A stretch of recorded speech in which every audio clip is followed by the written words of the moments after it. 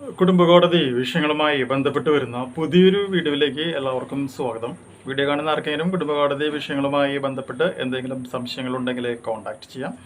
WhatsApp number +91 79 94 97 14 19. ഒരു വട്ടം വിളിക്കുവാനുള്ള consultation fees 500 രൂപ ഗൂഗിൾ പേ ചെയ്യുക. സ്വന്തമായി ഗൂഗിൾ പേ ഇല്ല എന്നുണ്ടെങ്കിൽ ഫ്രണ്ട്സിൻ്റെ ഗൂഗിൾ പേ ഉപയോഗിച്ചുകൊണ്ടും എമൗണ്ട് പേ ചെയ്യാവുന്നതാണ്. ഇന്നത്തെ വീഡിയോയിൽ നമ്മളൊരു പരീക്ഷണം, ഒരു എക്സ്പെരിമെൻ്റൽ ആയിട്ടുള്ള ഒരു കേസ് നമ്മളിപ്പോൾ സ്റ്റാർട്ട് ചെയ്തിട്ടുണ്ട്. ആ കേസിൻ്റെ വിധി എന്താകുമെന്നോ അല്ലെങ്കിൽ അതിൻ്റെ ബാക്കി കാര്യങ്ങളൊന്നും തന്നെ നമുക്കിപ്പോൾ ഈ വീഡിയോ ചെയ്യുന്ന സമയത്ത് നമുക്ക് ഷുവർട്ടി ആയിട്ടില്ല. എങ്കിലും അതൊരു എക്സ്പെരിമെൻ്റാണ്. വിജയിക്കുകയാണ് എന്നുണ്ടെങ്കിൽ സത്യസന്ധരായിട്ടുള്ള എല്ലാ ഭർത്താക്കന്മാർക്കും തിരിച്ചും ഭർത്താക്കന്മാർക്കെതിരെയും ഈ ഒരു മെത്തേഡ് ഭംഗിയായിട്ട് ഉപയോഗിക്കാം. അതായത് നമുക്ക് ഇപ്പോൾ അറിയാവുന്നൊരു കാര്യമാണ്, എല്ലാ കുടുംബ കോടതികളിലും നോക്കുകയാണെങ്കിൽ ഭർത്താവ് ഭാര്യയുടെ സ്വർണം മിസ്യൂസ് ചെയ്തു, അപ്പോൾ അത് തിരിച്ചു കിട്ടണം എന്ന് പറഞ്ഞുകൊണ്ട് ഭാര്യമാർ ഭർത്താക്കന്മാർക്കെതിരെ കേസ് ഫയൽ ചെയ്യുന്നത് ഒരുപാട് കേസുകൾ നമുക്കറിയാം.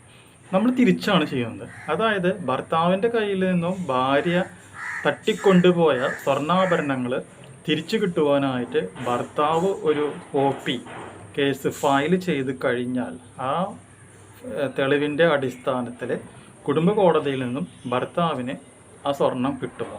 ആ സ്വർണം കിട്ടിയില്ല എന്നുണ്ടെങ്കിൽ അതിന് തുല്യമായിട്ട് ഭർത്താവിന് ഭാര്യയുടെ അമ്മയുടെ പേരിലുള്ള, ഭാര്യയുടെ പേരിലല്ല, ഭാര്യയുടെ അമ്മയുടെ പേരിലുള്ള വീടും പറമ്പും ജഡ്ജ്മെൻറ്റ് ആകുന്നതിനേക്കാളും മുൻപായിട്ട് അറ്റാച്ച് ചെയ്ത് സേഫ് ആക്കുവാനായിട്ട് സാധിക്കുമോ എന്നുള്ളതാണ് നമ്മുടെ ഈ ഒരു സീരീസിൻ്റെ ചിന്താ വിഷയം എന്ന് പറയുന്നത്. കാര്യം മനസ്സിലായില്ലേ? അപ്പോൾ അറ്റാച്ച്മെൻറ്റ് ബിഫോർ ജഡ്ജ്മെൻറ്റ് എന്ന് പറയുന്നത് സാധാരണ പെണ്ണുങ്ങൾ ഭർത്താക്കന്മാർക്കെതിരെയാണ് ചെയ്യുന്നത്. ഇവിടെ നമ്മൾ എന്ത് ചെയ്യുന്നു? തിരിച്ച് ഭർത്താവ് ഭാര്യയ്ക്ക് എതിരെ ഫയൽ ചെയ്ത് ഭാര്യയുടെ അമ്മയുടെ പേരിലുള്ള സ്വത്ത് നമുക്ക് അറ്റാച്ച് ചെയ്യാനായിട്ട് പറ്റുമോ? കാര്യം മനസ്സിലായില്ലേ? അങ്ങനെ പറ്റുകയാണ് എന്നുണ്ടെങ്കിൽ നമുക്കതൊരു വൻ റെവല്യൂഷൻ തന്നെ നമുക്ക് കുടുംബ കോടതി കേസുകളിൽ നമുക്ക് സൃഷ്ടിക്കുവാനായിട്ട് സാധിക്കും. അപ്പോൾ കേസിൻ്റെ പശ്ചാത്തലം ആദ്യം പറയാം. ഭർത്താവിൻ്റെ എതിരായിട്ട് ഭാര്യ ഫാമിലി കോടതിയിൽ divorce case, maintenance case file ചെയ്തിട്ടുണ്ട്. ഭർത്താവ് ഭാര്യയ്ക്ക് എതിരായിട്ട് RCR ഫയൽ ചെയ്തിട്ടുണ്ട്. കുട്ടീനെ കിട്ടുവാനായിട്ട് ഗാർഡിയനോപ്പി ഫയൽ ചെയ്തിട്ടുണ്ട്. ഒപ്പം തന്നെ ഭർത്താവ് ഫാമിലി കോടതിയിൽ തന്നെ ഒരു ഡിഫൈമേഷൻ കേസ് ഫയൽ ചെയ്തിട്ടുണ്ട്. ഇതിനൊപ്പം തന്നെ ഭാര്യ ഭർത്താവിന് എതിരെയായിട്ട് ജുഡീഷ്യൽ ഫസ്റ്റ് ക്ലാസ് മജിസ്ട്രേറ്റ് കോടതിയിൽ എന്ത് ഫയൽ ചെയ്തിട്ടുണ്ട്? ഒരു 498, 506, 34 എന്നീ പറയുന്ന സെക്ഷൻസ് ഉപയോഗിച്ചുകൊണ്ട് ഒരു കേസും ഫയൽ ചെയ്തിട്ടുണ്ട്.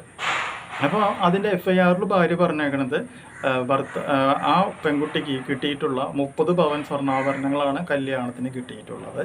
അങ്ങനെ കിട്ടിയിട്ടുള്ള സ്വർണ്ണാഭരണങ്ങളിൽ 5.5 പവൻ സ്വർണ്ണാഭരണങ്ങൾ ഭർത്താവും ഭർത്താവിൻ്റെ വീട്ടുകാരും ദുരുപയോഗം ചെയ്തുവെന്നും ബാക്കി 25 പവൻ സ്വർണ്ണാഭരണങ്ങൾ ഭാര്യയുടെ കയ്യിൽ ഉണ്ട് എന്നും പറഞ്ഞുകൊണ്ടാണ് കേസ് കൊടുത്തേക്കണത്.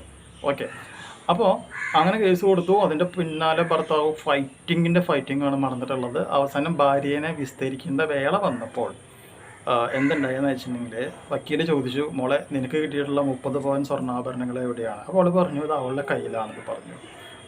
അപ്പോൾ തന്നെ മനസ്സിലായില്ലേ, കേസ് അവിടെ തീർന്നു. കാരണം പരാതിയിൽ പറഞ്ഞതും ക്രോസ് ചെയ്യുന്ന സമയത്ത് പറഞ്ഞതും തമ്മിൽ ഡിഫറൻ്റായി.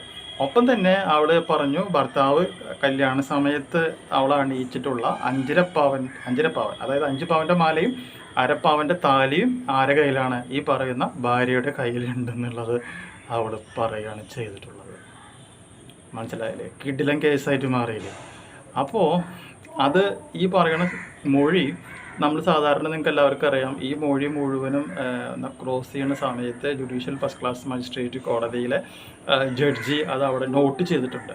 ആ നോട്ട് ചെയ്തതിൻ്റെ കോപ്പി, സർട്ടിഫൈഡ് കോപ്പി ഭർത്താവ് എന്ത് ചെയ്യുന്നു? ജുഡീഷ്യൽ ഫസ്റ്റ് ക്ലാസ് മജിസ്ട്രേറ്റ് കോടതിയിൽ നിന്ന് എടുക്കുകയാണ് ചെയ്യുന്നത്. കാരണം അതിൽ വ്യക്തമായിട്ട് ഈ പെൺകുട്ടി മൊഴി നൽകിയിട്ടുണ്ട്, ഭർത്താവിൻ്റെ 5.5 പവൻ സ്വർണ്ണാഭരണങ്ങൾ ഈ പെൺകുട്ടിയുടെ കയ്യിലാണെന്നും കല്യാണ സമയത്ത് കിട്ടിയെന്ന് പറയുന്ന സ്വർണ്ണാഭരണങ്ങൾ ഇവളുടെ കയ്യിലാണെന്നും പറഞ്ഞു. പക്ഷേ FIRലും പരാതിയിലും 5.5 പവൻ്റെ കേസ്. മനസ്സിലായില്ലേ? ഭർത്താവ് എന്ത് ചെയ്തു? ഈ ജുഡീഷ്യൽ ഫസ്റ്റ് ക്ലാസ് മജിസ്ട്രേറ്റ് കോടതിയിൽ നിന്ന് കിട്ടിയിട്ടുള്ള ഈ ഒരു മൊഴി പകർപ്പ് എടുത്തുകൊണ്ട് ഫാമിലി കോടതിയിൽ പോയിട്ട് എന്ത് ചെയ്യുന്നു? ഒരു OP പെറ്റീഷൻ ഫയൽ ചെയ്യുന്നു. OP പെറ്റീഷൻ ഫയൽ ചെയ്യുന്നതിൻ്റെ ഒപ്പം തന്നെ 5.5 പവൻ സ്വർണ്ണാഭരണങ്ങൾ തിരിച്ചു തരിക, അല്ലെങ്കിൽ അതിൻ്റെ ഇന്നത്തെ വാല്യൂ ആയിട്ടുള്ള 2,75,000 രൂപ, അതായത് ഒരു പവന് 50,000 രൂപയാണ് കണക്കാക്കിക്കുന്നത്.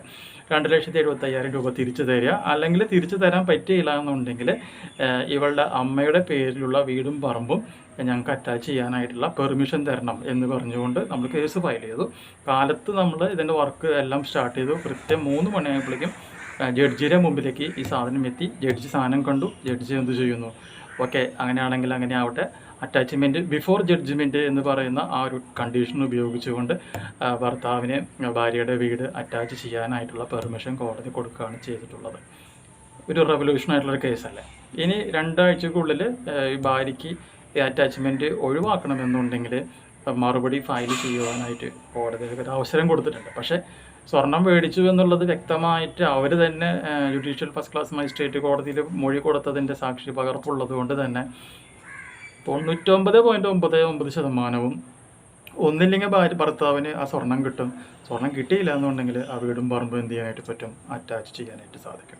അപ്പോൾ ഇവിടെ അറ്റാച്ച് ചെയ്യാൻ പോണത് ആരെയാണ്, ഭാര്യയുടെ അമ്മയുടെ പേരിലുള്ള സ്വത്താണ്. അതെങ്ങനെയാണ് പറ്റിയിട്ടുള്ളത്, അതായത് അതിനുള്ള കണ്ടീഷൻ എങ്ങനെയാണ്, എൻട്രസ്റ്റ്മെൻറ്റ് ഓഫ് ഗോൾഡ് എന്ന് പറഞ്ഞ കണ്ടീഷനാണ് ഇവിടെ ഉപയോഗിച്ചിരുന്നത്.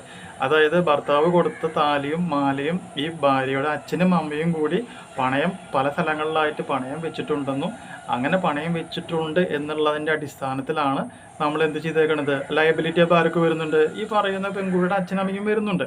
അപ്പോൾ ലയബിലിറ്റി വരുന്നത് കൊണ്ടാണ് നമ്മൾ എന്ത് ചെയ്തേക്കണത്, സിമ്പിളായിട്ട് നമ്മൾ കേസ് നമുക്ക് ഫയൽ ചെയ്യാനായിട്ട് പറ്റിയേക്കുന്നത്. എവിഡൻസ് ആയിട്ട് വെച്ചേക്കുന്നത് എന്താണ്, ഈ പെൺകുട്ടി ജുഡീഷ്യൽ ഫസ്റ്റ് ക്ലാസ് മജിസ്ട്രേറ്റ് കോടതിയിൽ കൊടുത്തിട്ടുള്ള മൊഴി പകർപ്പാണ്. മനസ്സിലായാലേ. അപ്പോൾ ഇത്രയും കാര്യങ്ങൾ ഫസ്റ്റ് എപ്പിസോഡിൽ നമ്മളിപ്പോൾ ചെയ്ത് ജഡ്ജിയുടെ കയ്യിൽ നിന്ന് നമുക്ക് സിഗ്നേച്ചർ കിട്ടിയിട്ടുണ്ട്. ഇനി നമ്മൾ എന്ത് ചെയ്യണം, ഇതിൻ്റെ കോപ്പി സെക്കൻഡ് സ്റ്റേജിൽ ഒരു കോപ്പി ഇവളുടെ വക്കീലിന്, ഒരു കോപ്പി ഇവൾക്ക്, ഒരു കോപ്പി ഇവളുടെ അച്ഛന്, ഒരു കോപ്പി ഇവളുടെ അമ്മയ്ക്കായിട്ട് നമ്മൾ അയച്ചു കൊടുക്കുന്നുണ്ട്. സമയം കൊടുത്തിട്ടുണ്ട്. അതിന് ഇവർ എന്ത് മറുപടി പറയും എന്നുള്ളത് അറിയില്ല. മറുപടി കിട്ടിക്കഴിഞ്ഞാൽ മറുപടി നമ്മൾ വീഡിയോ ആയിട്ട് ചെയ്യുന്നതായിരിക്കും. പിന്നെ ബാക്കി എന്തൊക്കെ സംഭവിച്ചു എന്നുള്ളതും ചെയ്യുന്നതായിരിക്കും. ഒരു സസ്പെൻസ് ത്രില്ലർ പോലെ സംഭവമാണ്. വിജയിച്ചു കഴിഞ്ഞാൽ സത്യസന്ധരായിട്ടുള്ള എല്ലാ ഭർത്താക്കന്മാർക്കും സത്യസന്ധരായിട്ടുള്ള എല്ലാ ഭാര്യമാർക്കും ഈ സെക്ഷൻ ഉപയോഗിക്കാം. മനസ്സിലായാലേ, അറ്റാച്ച്മെൻറ്റ് ബിഫോർ ജഡ്ജ്മെൻറ്റ്. ഓക്കെ, അപ്പോൾ വെയിറ്റ് ചെയ്യൂ. ഇത്രയും ഭാഗങ്ങൾ മാത്രം ഇപ്പോൾ മനസ്സിലാക്കൂ. ബാക്കി ഞാൻ വരും പോലെ അറിയിച്ചു തരാം. ഈ ഒരു ഇൻഫോർമേഷൻ നിങ്ങൾക്ക് യൂസ്ഫുൾ ആയിട്ടുണ്ടെങ്കിൽ തീർച്ചയായും നമ്മുടെ ചാനലൊക്കെ ഒന്ന് സബ്സ്ക്രൈബ് ചെയ്ത് തൊട്ടടുത്തുള്ള ബെൽ ബട്ടണൊക്കെ ഒന്ന് എനേബിൾ ചെയ്ത് വെക്കുക. വരും വീഡിയോയിൽ ഇതിൻ്റെ ബാക്കിയുള്ള സംഭവങ്ങൾ എന്തൊക്കെയാണെന്നുള്ളത് അറിയിക്കാം. Okay, thank you.